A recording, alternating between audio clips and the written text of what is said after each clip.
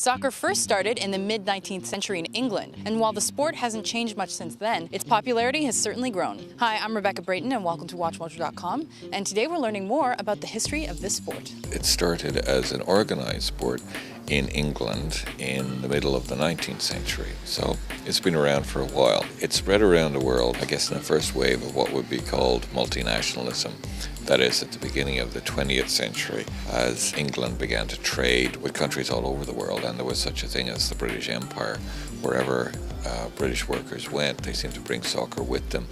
And then as the British Empire kind of shrank, the soccer in those countries where it had began took on a life of its own. Countries all over the world began to develop their own soccer. How would you say the sport has evolved over this time? One of the interesting things about soccer, I think, is that the rules are fairly simple. And the rules have largely stayed the same since the very beginning. And that's one of the reasons why I think soccer is popular and played all over the world. It's a sport that's popular in poor countries too.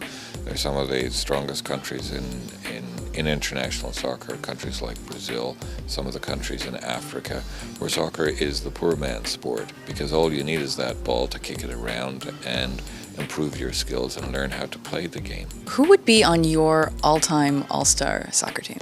George Best.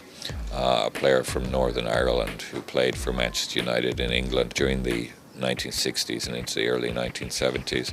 A tragic figure in many ways, probably the most gifted player of his generation, a man with great ball skills, a great athlete, but also a very smart man, a sort of fleet of foot and swift of mind, but unfortunately an addict, an alcoholic who died, well before his time. Diego Maradona, one of the great eccentrics, who played for Argentina and is indeed the manager of Argentina at this World Cup this year, a scorer of one of the most famous goals, the Hand of God goal, in which he actually guided the ball into the net with his hand, and he later admitted that. It's known as the Hand of God goal. So he was a truly great player, but a very eccentric player. Pelé, of course, probably the most famous in the world, the legendary Brazil player, who was a star when he was 16, 17 years old and played well into his 30s. Probably internationally, he's probably considered the top player of all time.